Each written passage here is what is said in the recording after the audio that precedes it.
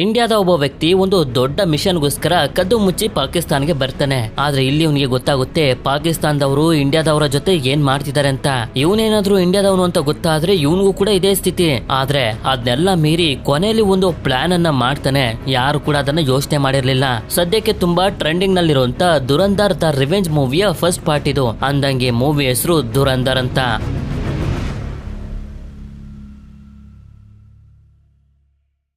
ಮೂವಿಯ ಮೊದಲ ಸೀನ್ನಲ್ಲಿ ಅಜಯ್ ಸನ್ಯಾಲ್ ಅನ್ನು Indian intelligence bureau director ನ ತೋರಿಸ್ತಾರೆ. ಪಾಕಿಸ್ತಾನದ ಆತಂಕವಾದಿಗಳು ಇಂಡಿಯಾದ ಒಂದು ಪ್ಲೇನ್ ಅನ್ನ ಹೈಜಾಕ್ ಮಾಡ್ಬಿಟ್ಟಿರ್ತಾರೆ. ಅಂದಂಗೆ ಇದು 1999ನೇ ಇಸ್ವಿ. ಆಗ ಎಕ್ಸ್ಟರ್ನಲ್ ಅಫೇರ್ ಮಿನಿಸ್ಟರ್ ಆಗಿರುವಂತ ದೇವವ್ರತ್ ಕಪೂರ್ ಬಂದು ಪ್ರೈಮ್ ಮಿನಿಸ್ಟರ್ ತುಂಬಾ ಪ್ರೆಷರ್ ನಲ್ಲಿದ್ದಾರೆ, ಪ್ಲೇನ್ ನಲ್ಲಿರುವಂತ ಜನರ ಪ್ರಾಣ ಕೂಡ ಅಪಾಯದಲ್ಲಿದೆ, ಆದ್ರಿಂದ ಆ ಆತಂಕವಾದಿಗಳು ಏನ್ ಕೇಳ್ತಿದಾರೋ ಅದನ್ನ ಕೊಟ್ಟು ಜನರನ್ನ ಬಿಡಿಸ್ಬೇಕು ಅಂತ ಹೇಳ್ತಿರ್ತಾರೆ. ಇದು ಅಜಯ್ಗೆ ಇಷ್ಟ ಇರೋದಿಲ್ಲ. ಆದ್ರೆ ಜನರ ಪ್ರಾಣ ಸರಿ ಅಂತ ಒಪ್ಕೊಂಡು ಪ್ಲೇನ್ ನ ಒಳಗಡೆ ಬಂದು ನೋಡಿದ್ರೆ ಇಲ್ಲಿರುವಂತ ರಕ್ತ ನೋಡಿ ಇವನು ಅರ್ಥ ಮಾಡ್ಕೊಬಿಡ್ತಾನೆ. ಆ ಆತಂಕವಾದಿಗಳು ನಮ್ಮ ಇಂಡಿಯಾದ ಜನರಿಗೆ ಎಷ್ಟು ಹಿಂಸೆ ಕೊಟ್ಟಿದ್ದಾರೆ ಅಂತ. ಇದಾದ್ಮೇಲೆ ನಮ್ಗೆ ಆ ಆತಂಕವಾದಿಗಳನ್ನ ತೋರಿಸ್ತಾರೆ. ಇವರ ಡಿಮ್ಯಾಂಡ್ ಏನು ಅಂತಂದ್ರೆ ಇವರ ಟೀಮ್ ಗೆ ಸೇರಿರುವಂತ 3 ಜನರನ್ನ ಇಂಡಿಯಾದವರು ಅರೆಸ್ಟ್ ಮಾಡ್ಬಿಟ್ಟಿದ್ದಾರೆ, ಅವರನ್ನ ಬಿಡಿಸಿ ಜೊತೆಗೆ ತುಂಬಾ ದುಡ್ಡನ್ನ ಕೊಡಬೇಕು ಅಂತ. ಅಜಯ್ ಸನ್ಯಾಲ್ ಕೂಡ ಇದಕ್ಕೆಲ್ಲ ಒಪ್ಕೊಂಡು ಬಂದಿ ಮಾಡಿರುವಂತ ಜನರ ಹತ್ರ ಬಂದು ಭಯ ಪಡುವಂತ ಅವಶ್ಯಕತೆ ಇಲ್ಲ, ನಮ್ಮ ಮಾತುಕತೆ ಆಗಿದೆ, ನೀವೆಲ್ಲರೂ ಸೇಫ್ ಆಗಿ ಮನೆಗೆ ಹೋಗ್ತಿದ್ದೀರಾ ಅಂತ ಹೇಳಿದಾಗ ಎಲ್ರು ಸಂತೋಷ ಪಡ್ತಾರೆ. ಆದ್ರಿಂದ ಬೋಲೋ ಭಾರತ್ ಮಾತಾಕಿ ಅಂತ ಹೇಳ್ತಾನೆ. ಯಾರೊಬ್ರು ಕೂಡ ಜೈ ಅಂತ ಹೇಳೋದಿಲ್ಲ. ಯಾಕೆ ಅಂತಂದ್ರೆ ಆ ಆತಂಕವಾದಿಗಳು ಗನ್ ಪಾಯಿಂಟ್ ಮಾಡಿರ್ತಾರೆ. ಇದರಿಂದ ಇವನು ಕೋಪ ಮಾಡ್ಕೊಂಡು ಹೋಗ್ತಿರ್ಬೇಕಾದ್ರೆ ಅದರಲ್ಲಿ ಒಬ್ಬ ಆತಂಕವಾದಿ ಹೇಳ್ತಿರ್ತಾನೆ, ಇಲ್ಲೇ ಪಕ್ಕದಲ್ಲಿ ಪಾಕಿಸ್ತಾನದಲ್ಲಿ ಇರ್ತೀವಿ, ನಿಮ್ ಕೈಲಿ ಏನ್ ಕಿತ್ಕೊಳ್ಳೋದಕ್ಕಾಗುತ್ತೋ ಕಿತ್ಕೊಳ್ಳಿ ಅಂತ. ಮುಂದಿನ ಸೀನ್ ನಲ್ಲಿ ನಮ್ಗೆ ತೋರಿಸ್ತಾರೆ ಆ ಆತಂಕವಾದಿಗಳ ಜೊತೆ ಡೀಲ್ ಮಾಡ್ಕೊಂಡಿದ್ದು ಅಜಯ್ಗೆ ಸ್ವಲ್ಪನೂ ಇಷ್ಟ ಇರೋದಿಲ್ಲ. ಈ ರೀತಿ ನಾವು ಅವ್ರು ಹೇಳಿದಕ್ಕೆಲ್ಲ ಒಪ್ಕೊಂಡು ಕೇಳಿದ್ದನ್ನ ಕೊಡ್ತಿದ್ರೆ ಅವರು ಮತ್ತೆ ಇದೇ ರೀತಿ ಮಾಡ್ತಿರ್ತಾರೆ. ಆದ್ರಿಂದ ಅವರಿಗೆ ಬುದ್ಧಿ ಕಲಿಸ್ಬೇಕು, ನನ್ನ ಹತ್ರ ಒಂದಷ್ಟು ಪ್ಲಾನ್ ಗಳಿದಾವೆ ಅಂತ ಪ್ಲಾನ್ ಗಳಿರುವಂತ ಫೈಲ್ ಅನ್ನ ದೇವವ್ರತ್ ಕಪೂರ್ಗೆ ಕೊಡ್ತಾನೆ. ಇದಾದ್ಮೇಲೆ ಸೀನ್ 2001 ಇಂಡಿಯಾದ ಪಾರ್ಲಿಮೆಂಟ್ ಗೆ ಶಿಫ್ಟ್ ಆದಾಗ ಹೈಜಾಕ್ ಮಾಡಿದಂತ ಅದೇ ಟೀಮ್ ಇಲ್ಲಿಗೂ ಕೂಡ ಬಂದು ಈ ಜಾಗದಲ್ಲೆಲ್ಲ ಅಟ್ಯಾಕ್ ಮಾಡ್ತಾ ಇವರ ಒಳಗಡೆ ಹಾಕೊಂಡ್ ಬಂದಿರುವಂತ ಬಾಂಬ್ ಅನ್ನ ಬ್ಲಾಸ್ಟ್ ಮಾಡ್ಬಿಡ್ತಾರೆ. ಈ ವಿಷಯ ಗೊತ್ತಾಗ್ತಿದ್ದಂಗೆನೆ ಅಜಯ್ ಸನ್ಯಾಲ್ ಇಲ್ಲಿಗೆ ಬರ್ತಾರೆ. ಇವರ ಜೊತೆ ಇರುವಂತ ಮತ್ತೊಬ್ಬ ಆಫೀಸರ್ ಸುಶಾಂತ್ ಬನ್ಸಾಲ್ ಕೂಡ ನಮ್ಗೆ ತೋರಿಸ್ತಾರೆ. ಇಲ್ಲಿ ಅಟ್ಯಾಕ್ ಇಂದ ಒಬ್ರು ಲೇಡಿ ಪೊಲೀಸ್ ಆಫೀಸರ್ ತನ್ನ ಕೊನೆಯ ಉಸಿರನ್ನ ಎಳಿತಿರೋದನ್ನ ನೋಡಿ ಅಜಯ್ ಅವ್ರಿಗಂತೂ ತುಂಬಾ ದುಃಖದ ಜೊತೆ ತುಂಬಾ ಕೋಪ ಕೂಡ ಬರ್ತಿರುತ್ತೆ.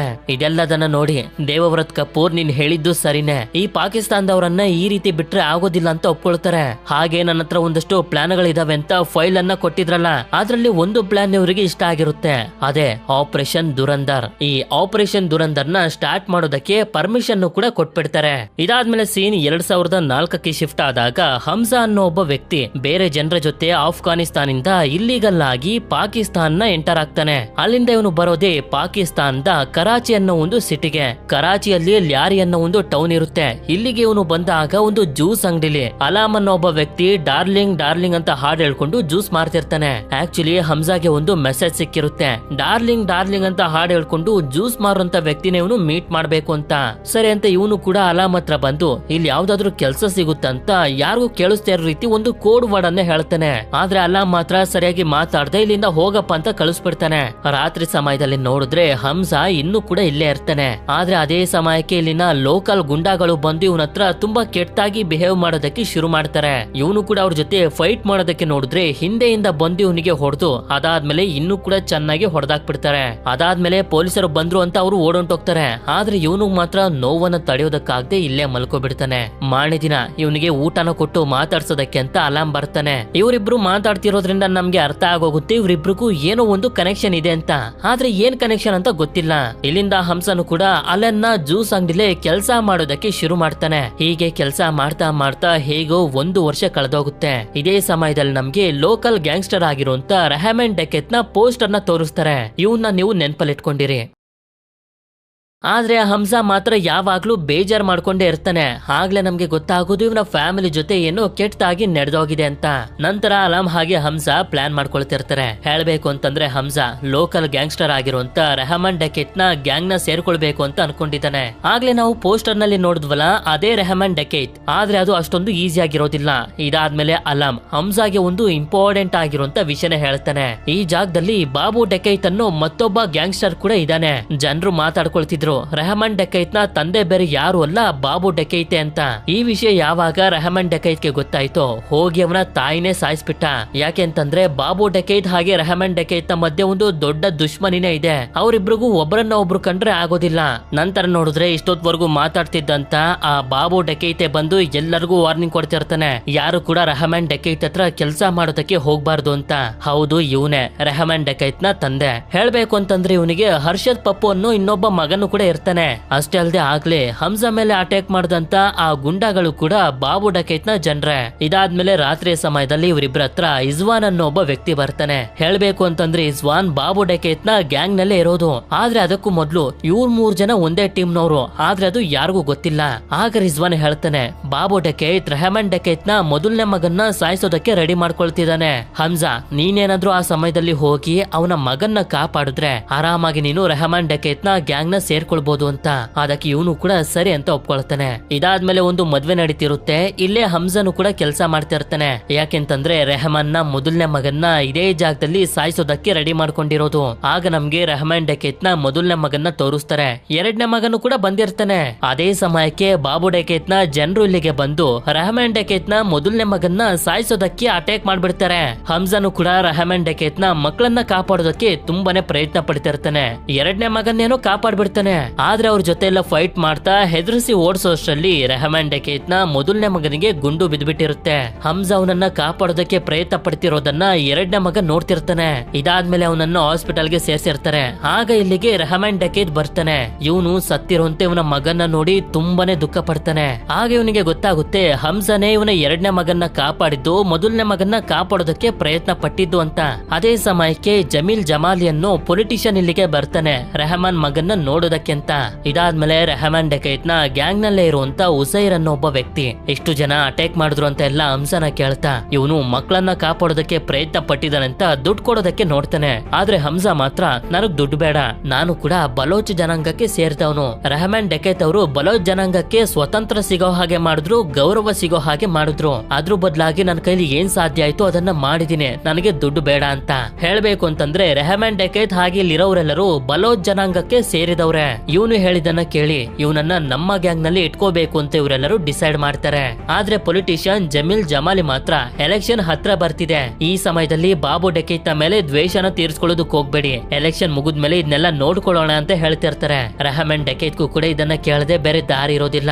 ಯಾಕೆ ಅಂತಂದ್ರೆ ಇವ್ರು ಮಾಡುವಂತ ಪ್ರತಿಯೊಂದು ಇಲ್ಲಿಗಲ್ ಕೆಲಸಕ್ಕೆ ಇವರ ಪಾರ್ಟಿಯಿಂದಾನೇ ಫಂಡ್ ಬರೋದು. ನಂತರ ರೆಹಮಾನ್ ಡೆಕೈತ್ ಮಗನ ಅಂತಿಮ ಸಂಸ್ಕಾರ ನಡೀತಿರುತ್ತೆ. ಇನ್ನೊಂದ್ ಕಡೆ ಉಸೈರ್ ಹಂಸಾಗೆ ಹೇಳ್ತಿರ್ತಾನೆ, ಈ ಜಾಗದಲ್ಲಿ PAP ಅನ್ನೋ ಒಂದು ಪಾರ್ಟಿ ಇದೆ, ಅದೇ ಪಾರ್ಟಿಗೆ ಜಮೀಲ್ ಸೇರಿರೋದು, ಆ ಪಾರ್ಟಿಗೆ ನಾವು ಸಪೋರ್ಟ್ ಮಾಡ್ತೀವಿ. ಅದ್ರ ಜೊತೆ ಇನ್ನೊಂದು ಪಾರ್ಟಿ ಕೂಡ ಇದೆ MMP, ಆ ಪಾರ್ಟಿಗೆ ಬಾಬು ಡೆಕೈತ್ ಹಾಗೆ ಅವನ ಮಗನಾಗಿರುವಂತ ಹರ್ಷದ್ ಪಪ್ಪು ಸಪೋರ್ಟ್ ಮಾಡ್ತಾರೆ ಅಂತ ಹೇಳ್ತಾ ಇವರ ಬಿಸ್ನೆಸ್ ನ ಬಗ್ಗೆನೂ ಕೂಡ ಹೇಳೋದಕ್ಕೆ ಶುರು ಮಾಡ್ತಾನೆ. ಇಲ್ಲಿ ಹೇಳ್ಬೇಕು ಅಂತಂದ್ರೆ ರೆಹಮಾನ್ ಡೆಕೈತ್ ಹಾಗೆ ಇವನ ಗ್ಯಾಂಗ್ ನವರ ಕೆಲಸ ಏನು ಅಂತಂದ್ರೆ ಇಲ್ಲಿಗಲ್ ಗನ್ ಗಳನ್ನ ತಯಾರಿಸಿ ಅದನ್ನ ಸಪ್ಲೈ ಮಾಡೋದು. ಇದೆಲ್ಲದರ ಮಧ್ಯದಲ್ಲೇ ಹಂಸಾ ರೆಹಮಾನ್ ಡೆಕೈತ್ ನ ಸಿಂಹಾಸನನ ನೋಡ್ತಾನೆ. ಇದೆಲ್ಲ ಆದ್ಮೇಲೆ ಹಂಸಾಗೆ ಇರೋದಕ್ಕೆ ಅಂತ ಒಂದು ಮನೆನ ಕೊಡ್ತಾರೆ. ಹೀಗೆ ರೆಹಮಾನ್ ಡೆಕೈತ್ ನ ಗ್ಯಾಂಗ್ ಹಾಗೆ ಹಂಸಾ ಮಧ್ಯೆ ಒಂದು ಫ್ರೆಂಡ್ಶಿಪ್ ಶುರು ಆಗ್ತಿರುತ್ತೆ. ಆದ್ರೆ ಒಂದು ದಿನ ನ್ಯೂಸ್ ನಲ್ಲಿ ಹೇಳ್ತಿರ್ತಾರೆ ರೆಹಮಾನ್ ಡೆಕೈತ್ ನ ಮಗನ್ನ ಸಾಯಿಸಿದ್ರು ಕೂಡ ಅವನು ದ್ವೇಷನ ತೀರ್ಸ್ಕೊಳ್ತಿಲ್ಲ, ರೆಹಮಾನ್ ಡೆಕೈತ್ ಹೆದರ್ಕೊಬಿಟ್ಟಿದ್ದಾನ ಅಂತ. ಇದರಿಂದ ಅವನಿಗೆ ಕೋಪ ಬರ್ತಿರುತ್ತೆ, ಆದ್ರೆ ಏನು ಮಾಡೋದಕ್ಕೆ ಆಗ್ತಿರೋದಿಲ್ಲ. ಆದ್ರಿಂದ ಎಲ್ಲರೂ ಫುಟ್ಬಾಲ್ ಆಡ್ತಿರ್ಬೇಕಾದ್ರೆ ರೆಹಮಾನ್ ಬಂದು ಇವನ ಜನರನ್ನ ಕೇಳ್ತಾನೆ, ಬಾಬು ಡೆಕೈತ್ ನ ಮೇಲೆ ದ್ವೇಷನ ತೀರ್ಸ್ಕೊಳ್ಬೇಕಾ ಬೇಡ್ವಾ ಅಂತ. ಆದ್ರೆ ಎಲ್ಲರೂ ಒಂದೇ ಮಾತನ್ನ ಹೇಳ್ತಿರ್ತಾರೆ, ಜಮೀಲ್ ಅವರು ಹೇಳಿದ ಎಲೆಕ್ಷನ್ ಮುಗಿಯೋವರೆಗೂ ಸುಮ್ನಿರಿ ಅಂತ, ಆ ರೀತಿ ಇರೋದೇ ಒಳ್ಳೇದು ಅಂತ ಇರ್ತಾರೆ. ಇದೇ ಪ್ರಶ್ನೆನ ಹಂಸಾಗೆ ಕೇಳಿದಾಗ ಇವನು ದ್ವೇಷನ ತೀರ್ಸ್ಕೋಬೇಕು ಅಂತಾನೆ. ಹೇಗೆ ಅಂತ ಕೇಳಿದಾಗ ಇವನು ಹೇಳ್ತಾ ಹೋಗ್ತಾನೆ, ಬಾಬು ಡೆಕೈತ್ಗೆ ಗೊತ್ತಿದೆ ನೀವು ಎಲೆಕ್ಷನ್ ಟೈಮ್ ನಲ್ಲಿ ಅಟ್ಯಾಕ್ ಮಾಡೋದಿಲ್ಲ ಅಂತ, ಅದೇ ಕಾರಣದಿಂದ ಈ ಸಮಯನ ನೋಡ್ಕೊಂಡು ನಿಮ್ಮ ಮಗನ್ನ ಅವನು ಸಾಯಿಸಿರೋದು. ಅವನು ಖಂಡಿತವಾಗ್ಲೂ ನೀವು ಅಟ್ಯಾಕ್ ಮಾಡೋದಕ್ಕೆ ಬರ್ತೀರಾ ಅಂತ ರೆಡಿ ಆಗಿರೋದಿಲ್ಲ, ಆದ್ರಿಂದ ಇದೇ ಸಮಯದಲ್ಲಿ ನಾವು ಪ್ಲಾನ್ ಮಾಡ್ಕೊಂಡ್ರೆ ಅವನನ್ನ ಆರಾಮಾಗಿ ಮುಗಿಸ್ಬೋದು ಅಂತ. ರೆಹಮಾನ್ಗೂ ಕೂಡ ಇವನ ಪ್ಲಾನ್ ಇಷ್ಟ ಆಗುತ್ತೆ. ನಂತರ ಮೊದಲು ಹಂಸಾ ಹಾಗೆ ಗ್ಯಾಂಗ್ ನವರೆಲ್ಲ ಹೋಗಿ ರೆಹಮಾನ್ ಡೆಕೈತ್ ಮಗನ್ನ ಸಾಯಿಸಿರುವಂತ 3 ಜನರನ್ನ ಹುಡುಕಿ ತುಂಬಾ ಕ್ರೂರವಾಗಿ ಸಾಯಿಸ್ಬಿಡ್ತಾರೆ. ಹಾಗೆ ಇನ್ನೊಂದ್ ಕಡೆ ಬಾಬು ಡೆಕೈತ್ ಕೂಡ ರಾಜಾರೋಷವಾಗಿ ಆಟೋದಲ್ಲಿ ಹೋಗ್ತಿರ್ಬೇಕಾದ್ರೆ ಆಟೋಗೆ ಆಕ್ಸಿಡೆಂಟ್ ಮಾಡ್ತಾರೆ. ಮಾಡಿದ್ದು ಬೇರೆ ಯಾರು ಅಲ್ಲ ಹಂಸಾ ಮತ್ತೆ ಗ್ಯಾಂಗ್ ನವರು. ನಂತರ ಇಲ್ಲಿಗೆ ರೆಹಮಾನ್ ಬರ್ತಾನೆ. ಆದ್ರೆ ಬಾಬು ಇವನನ್ನ ಬೇಡ್ಕೊತಿರ್ತಾನೆ. ಆದ್ರೆ ರೆಹಮಾನ್ ಮಾತ್ರ ಇವನ ಒಂದು ಮಾತನ್ನು ಕೇಳೋದಿಲ್ಲ. ಒಂದು ವಸ್ತುನ ತಗೊಂಡು ತುಂಬಾ ಕ್ರೂರವಾಗಿ ಇವನ ತಲೆನ ಜಜ್ಜಿ ಸಾಯಿಸ್ಬಿಡ್ತಾನೆ. ಅಷ್ಟೇ ಅಲ್ಲದೆ ಇಲ್ಲಿವರೆಗೂ ಬಾಬು ಡೆಕೈತ್ ಆಳ್ತಿದ್ದಂತ ಎಲ್ಲಾ ಏರಿಯಾನ ಇವನ ವಶಕ್ಕೆ ತಗೊಳ್ತಾನೆ. ಹೇಳ್ತಿರ್ತಾನೆ. ಇದಾದ್ಮೇಲೆ ಸೀನ್ 2007ಕ್ಕೆ ಶಿಫ್ಟ್ ಆದಾಗ ರೆಹಮಾನ್ ಡಕೇತ್ ಸಪೋರ್ಟ್ ಮಾಡುವಂತ ಜಮೀಲ್ ನ PAP ಪಾರ್ಟಿ ಎಲೆಕ್ಷನ್ ಅಲ್ಲಿ ಗೆದ್ದಿರುತ್ತೆ. ಇದರಿಂದ ಜಮೀಲ್ ಸ್ಪೀಚ್ ಅನ್ನ ಕೊಡ್ತಿರ್ಬೇಕಾದ್ರೆ ಅದೇ ಸಮಯಕ್ಕೆ ರೆಹಮಾನ್ ಬಂದಿದ್ದನ್ನ ನೋಡಿ ಎಲ್ರು ಕಿರ್ಚಾಡ್ತಿರ್ತಾರೆ, ಅಂದ್ರೆ ಅಷ್ಟೊಂದು ಸಪೋರ್ಟ್ ಮಾಡ್ತಿರ್ತಾರೆ. ಇದನ್ನ ನೋಡಿ ಜಮೀಲ್ಗೆ ಸ್ವಲ್ಪ ಭಯ ಆಗುತ್ತೆ. ಇಲ್ಲೇ ಇರೋ ಜಮೀಲ್ ನ ಮಗಳು ಎಲಿನಾ ನಮ್ಗೆ ತೋರಿಸ್ತಾರೆ. ಹಮ್ಜಾ ಹಾಗೆ ಎಲಿನಾ ಒಬ್ರನ್ನೊಬ್ರು ನೋಡ್ತಿದ್ದಂಗೆನೆ ಇಷ್ಟ ಪಡೋದಕ್ಕೆ ಶುರು ಮಾಡ್ಬಿಟ್ಟಿರ್ತಾರೆ.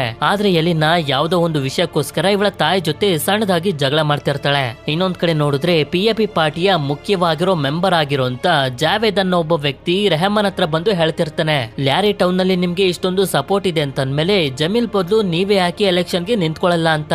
ಆದ್ರೆ ಇದನ್ನ ನೋಡಿ ಜಮೀಲ್ ಇವ್ರ ಹತ್ರ ಬಂದು ಜಾವೇದ್ ನ ರೆಹಮಾನ್ ಹತ್ರ ಮಾತಾಡೋದಕ್ಕೆ ಬಿಡ್ತಿರೋದಿಲ್ಲ. ಆಗ ರೆಹಮಾನ್ ಜಮೀಲ್ ನ ಸೈಡ್ ಕರೆದು ಹೇಳ್ತಿರ್ತಾನೆ, ನಾನು ಎಲೆಕ್ಷನ್ ನಲ್ಲಿ ನಿಂತ್ಕೊಳ್ಬೇಕು ಅಂತಿದ್ದೀನಿ ಅಂತ. ಇದರಿಂದ ಇವನಿಗೆ ಕೋಪ ಬರ್ತಿರುತ್ತೆ, ಆದ್ರೆ ಕೋಪನ ತೋರ್ಸ್ಕೊಳ್ಳೋದಕ್ಕೆ ಹೋಗ್ತಿರೋದಿಲ್ಲ. ಇದೇ ಸಮಯದಲ್ಲಿ ಇವನ ಹೆಂಡತಿ ಹಾಗೆ ಮಕ್ಕಳು ಜಗಳ ಆಡ್ತಿರೋದನ್ನ ನೋಡಿ ಎಲಿನ ಫೋನ್ ಅನ್ನ ಕಿತ್ಕೊಂಡು ಇಲ್ಲೇ ಎಸ್ಬಿಟ್ಟು ಕರ್ಕೊಂಡು ಹೊಟ್ಟೋಗ್ತಾನೆ. ಆದ್ರೆ ಫೋನ್ ಅನ್ನ ಹಮ್ಜಾ ಎತ್ಕೊಳ್ತಾನೆ. ನಂತರ ಉಜೈ ರೆಹಮಾನ್ಗೆ ಹೇಳ್ತಿರ್ತಾನೆ, ನಮ್ಮನ್ನ ಮೀಟ್ ಮಾಡೋದಕ್ಕೆ ಬಂದಿದ್ದಂತ ಆ ಜಾವೇದ್ ಅನ್ನೋ ವ್ಯಕ್ತಿ ಹಾಗೆ ಅವನ ಬ್ರದರ್ ಸೇರಿ ತುಂಬಾ ಇಲ್ಲಿಗಲ್ ಬಿಸ್ನೆಸ್ ಗಳನ್ನ ಮಾಡ್ತಾರೆ. ಅದರಲ್ಲಿ ಮುಖ್ಯವಾದ ಬಿಸ್ನೆಸ್ ಅಂತಂದ್ರೆ ಇಂಡಿಯಾದ 500,000 ನೋಟ್ ಗಳನ್ನ ಫೇಕ್ ಪ್ರಿಂಟ್ ಮಾಡೋದು. ಆ ರೀತಿ ಪ್ರಿಂಟ್ ಮಾಡಿದಂತ ಫೇಕ್ ನೋಟುಗಳನ್ನ ಇಂಡಿಯಾದ ಉತ್ತರ ಪ್ರದೇಶದಿಂದ ಎಲ್ಲಾ ಕಡೆನೂ ಸರ್ಕ್ಯುಲೇಟ್ ಮಾಡ್ತಾರೆ ಅಂತ. ಇದನ್ನ ಕೇಳಿ ಹಮ್ಜಾನು ಕೂಡ ಹೇಳ್ತಿರ್ತಾನೆ, ಆ ರೀತಿ ದೊಡ್ಡ ಬಿಸ್ನೆಸ್ ಮ್ಯಾನ್ ಗಳ ಜೊತೆ ಫ್ರೆಂಡ್ಶಿಪ್ ಮಾಡೋದು ಸರಿ ಅಂತ. ಇಲ್ಲಿ ರೆಹಮಾನ್ಗೆ ಹಮ್ಜಾ ಕೆಲಸ ತುಂಬಾನೇ ಇಷ್ಟ ಆಗಿ ಅವನಿಗೆ ದುಡ್ಡು ಹಾಗೆ ಒಂದು ಬೈಕ್ ಅನ್ನ ಕೊಡಿಸ್ತಾನೆ. ಆ ಬೈಕ್ ಅನ್ನ ತಗೊಂಡು ಹಮ್ಜಾ ಸೀದಾ ಒಂದು ಕ್ಲಬ್ ಹತ್ರ ಬರ್ತಾನೆ ಎಲಿನಾನ ಮೀಟ್ ಮಾಡೋದಕ್ಕೆ ಅಂತ. ಆದ್ರೆ ಇಲ್ಲಿ ನೋಡಿದ್ರೆ ಹುಡುಗ ಹುಡುಗಿ ಜೊತೆಲಿದ್ರೆ ಮಾತ್ರ ಒಳಗಡೆ ಬಿಡೋದಂತಾರೆ. ಇಲ್ಲೇ ಡ್ಯಾನ್ಸ್ ಮಾಡ್ತಿರೋಂತ ಎಲಿನಾನ ನಮ್ಗೆ ತೋರಿಸ್ತಾರೆ. ಇದರಿಂದ ಇವನು ಹೊರಗಡೆ ಬಂದು ಅವಳ ಕಾರ್ ಅನ್ನ ರಿಪೇರ್ ಮಾಡಿ ಪೊಲೀಸರಿಗೆ ಇನ್ಫಾರ್ಮೇಶನ್ ಕೊಟ್ಬಿಡ್ತಾನೆ, ಈ ಜಾಗದಲ್ಲಿ ಇಲ್ಲಿಗಲ್ ಪಾರ್ಟಿ ನಡೀತಿದೆ ಅಂತ. ಇದರಿಂದ ಪೊಲೀಸರು ರೈಡ್ ಮಾಡೋದಕ್ಕೆ ಬಂದಾಗ ಇವಳು ತಪ್ಪಿಸ್ಕೊಂಡು ಹೋಗೋದಕ್ಕೆ ನೋಡ್ತಾಳೆ, ಆದ್ರೆ ಕಾರ್ ಸ್ಟಾರ್ಟ್ ಆಗೋದಿಲ್ಲ. ಆಗ ಹಮ್ಜಾ ಸ್ಕೂಟರ್ ತಗೊಂಡ್ ಬಂದಿದ್ರಿಂದ ಇವನ್ ಜೊತೆನೆ ಹೋಗ್ತಿರ್ತಾಳೆ. ಪೊಲೀಸರು ಕೂಡ ಇವರಿಬ್ಬರನ್ನ ಅರೆಸ್ಟ್ ಮಾಡೋದಕ್ಕೆ ಅಂತ ಚೇಸ್ ಮಾಡ್ಕೊಂಡ್ ಬರ್ತಿರ್ತಾರೆ. ಆದ್ರೆ ಹಮ್ಜಾ ಮಾತ್ರ ಅವರ ಕೈಗೆ ಸಿಗೋದಿಲ್ಲ. ತುಂಬಾ ಸ್ಪೀಡ್ ಆಗಿ ಬೈಕ್ ಅನ್ನ ಓಡಿಸ್ಕೊಂಡ್ ಬಂದಿದ್ರಿಂದ ಪೊಲೀಸರನ್ನ ಹಿಂದೆ ಬಿಟ್ಟು ಮುಂದೆ ಬಂದ್ಬಿಡ್ತಾರೆ. ಆಗ ಒಂದು ಜಾಗದಲ್ಲಿ ಪೆಟ್ರೋಲ್ ಮುಗ್ದೋಗಿ ಬೈಕ್ ಸ್ಟಾಪ್ ಆಗೋಗುತ್ತೆ. ಅದಕ್ಕೆ ನಿಮ್ ಬಗ್ಗೆ ಏನಾದ್ರೂ ಹೇಳಿ ಅಂತ ಎಲಿನ ಕೇಳಿದಾಗ ಇವನು ಕೂಡ ಹೇಳ್ತಾ ಹೋಗ್ತಾನೆ, ನಾನು ರೆಹಮಾನ್ ಡಕೇತ್ ನ ಗ್ಯಾಂಗ್ ನಲ್ಲಿ ಇದ್ದೀನಿ. ಅವನು ಏನೇನ್ ಕೆಟ್ಟ ಕೆಲ್ಸನೆಲ್ಲ ಮಾಡ್ತಾನೋ ಅದ್ರಲ್ಲೆಲ್ಲ ನಾನು ಸಪೋರ್ಟ್ ಮಾಡ್ತೀನಿ. ಆದ್ರೆ ಯಾವ್ದೇ ತರದ ಕೆಟ್ಟ ಅಭ್ಯಾಸ ಇಲ್ಲ, ಕುಡಿಯೋದಿಲ್ಲ. ನನಗೂ ಈ ಕೆಲಸನೆಲ್ಲ ಮಾಡೋದಕ್ಕೆ ಇಷ್ಟ ಇರ್ಲಿಲ್ಲ. ಮನೇಲಿದ್ದಂತ ಕಷ್ಟದಿಂದ ಈ ದಂಧೆಗೆ ಬಂದೆ ಅಂತ.